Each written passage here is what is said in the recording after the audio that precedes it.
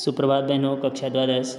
आज हम देखते हैं डायरी के पन्ने में अगला दिन बुधवार 29 मार्च 1944।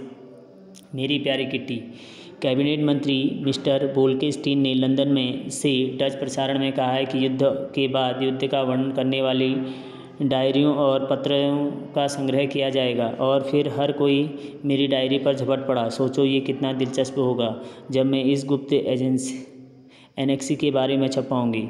इसका शीर्षक ही ऐसा होगा कि लोग इसे एक जासूसी कहानी समझेंगे। मैं सही बता रही हूँ। युद्ध के 10 साल बाद लोग इससे कितना चकित होंगे कि जब उन्हें यह पता चलेगा कि हम लोग कैसे रहते थे, हम क्या खाते थे और यहूदियों के रूप में अज्ञातवास में हम क्या क्या बातें करते थे। हालांकि मैं तुम्हें इस जीवन के बारे में काफ़ी कुछ बता चुकी हूँ, फिर भी तुम अभी भी थोड़ा सा ही जान पाई हो। हवाई हमले के दौरान औरतें कैसी डर जाती थीं।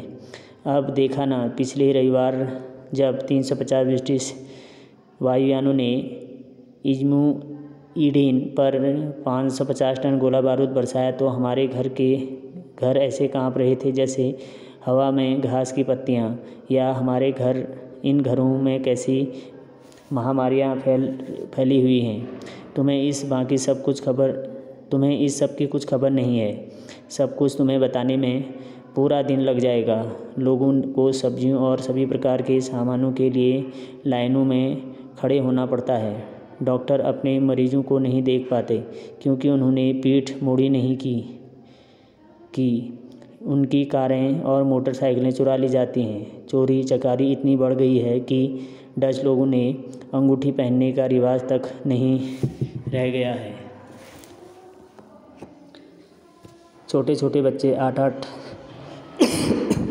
10-10 बरस के होंगे, लेकिन लोगों के घरों की खिड़कियां तोड़कर घुस जाते हैं और जो भी हाथ लगा उठा ले जाते हैं। लोग 5 मिनट के लिए भी अपना घर छोड़ने की हिम्मत नहीं कर सकते क्योंकि लौटने पर उन्हें घर में झाड़ू फ्री मिलेगी।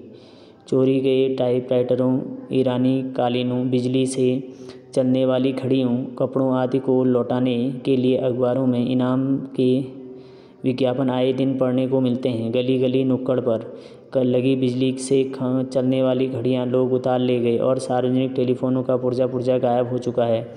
डचों की नैतिकता अच्छी नहीं है, सब भूखे हैं। नकली कॉफ़ी को छोड़ दो तो एक हफ्ते का राशन 2 दिन भी नहीं चल पाता। अभी और क्या देखना बाकी है। पुरुषों को जर्मनी भेजा जा रहा है। बच्चे बीमार हैं या फिर भूख से बेहाल हैं। सब लोग फटे पुराने कपड़े और घिसे पिटे जूते पहनकर काम चला रहे हैं। ब्लैक मार्केट में जूते का नया तला 7.50 गिल्डर का मिलता है। इसके अलावा बहुत कम चोरी मोची मरम्मत का काम कर रहे हैं। यदि वे करते भी हैं तो 4 महीने इंतज़ार करना पड़ेगा और इस बीच जूता गायब हो चुका होगा।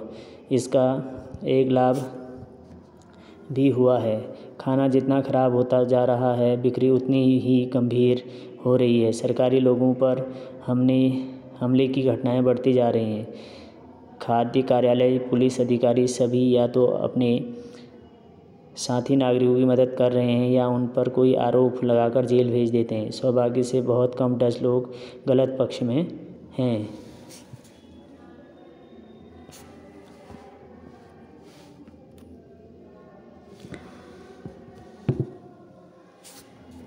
मंगलवार